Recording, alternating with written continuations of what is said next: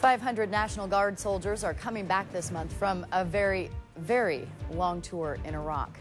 The members of the 133rd Infantry have served the longest tour of duty in Iraq of any unit in any branch of the military. And when they come home, they will be reunited with families who have had to live without loved ones for almost 2 years. Channel 13's Mark Tauschek continues our On the Home Front series tonight. When Iowa National Guard soldiers with the 1st Battalion, 133rd Infantry left for Iraq in October of 2005, they knew they'd be gone a long time, 18 months.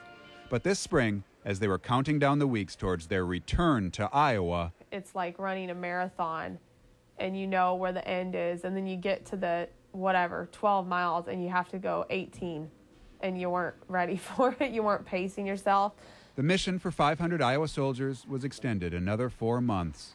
We were married for 6 years when he left. Now we're married for 8. Renee McLeod is one of thousands of spouses waiting anxiously for the welcome home ceremony expected later this month. She speaks very honestly about her anxiety and fears, about how a husband and father gone for almost 2 years has changed her marriage and her children. I mean, he's missed so much. 2 Thanksgivings, 2 Christmases, 2 Easters, 2 Halloweens, 2 birthdays, anniversaries, 4th of July, you know, school programs, everything. And so I keep saying probably for years to come, we'll talk about stuff and be like, oh, that's when you were gone. Since Sergeant Tim McLeod has been in Iraq, his family has a new dog and just moved into a new home that he's only seen in pictures. Tim will also be very intrigued to have a face-to-face conversation with his son, TJ, who at age 4 can now talk a lot.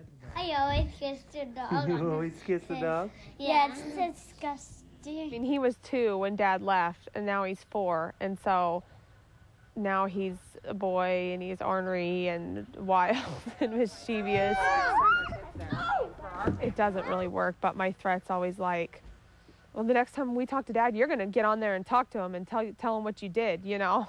Renee says TJ has had problems sleeping and wakes up with nightmares. She says they started just after she told him, because of the extension, Dad would not be home for another birthday. The dad in Iraq's the only dad that he knows. I think he's gotten old enough where he's starting to realize, hey, oh, you know, everyone else has a dad around, you know, and my dad, I just talked to him on the phone.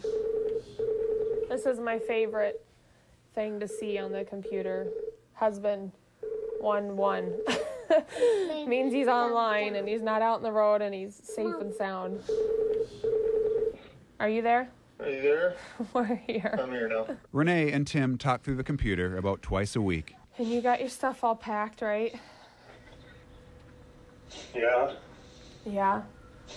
Just sitting and waiting. How's the weather today? Is it better? It's cool. So Dad does have an idea of what to expect when he returns. Feels like a belly button. You're silly. That's one of those things Dad's going to have to get used to, TJ language. With the homecoming just weeks away, the family has their welcome home shirts ready, each personalized. And in the kitchen, an idea Renee had to help the kids count down, moving a heart from Iraq to Iowa every day. We couldn't see any of the Iraq map, and now we can see most of it. TJ, get off now. Renee says the day Tim returns will be incredible, but she thinks the effects of the tour of duty will continue on their son. It's never really been, you know, dad and son go do stuff together. And so that's probably my number one thing I'm looking forward to, just seeing Tim and TJ bond and get to know each other, basically. And their daughter. She was doing stuff that 5-year-olds don't have to think about. You know, she was helping me with housework.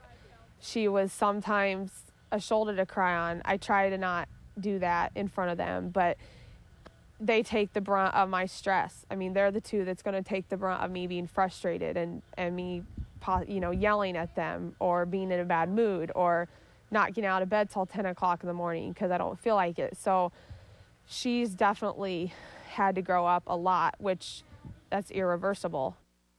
Mark Tauschek, Channel 13 News. Sergeant Tim McLeod and his unit have been in western Iraq working convoy security. It's a dangerous job because of roadside bombs. 2 Iowans from the 133rd have died since that deployment. Several others have been injured, and a roadside blast destroyed the Humvee McLeod was riding in last fall. Amazingly, he was not hurt. The 133rd should be back in the United States within the next 2 weeks. And tomorrow night, our series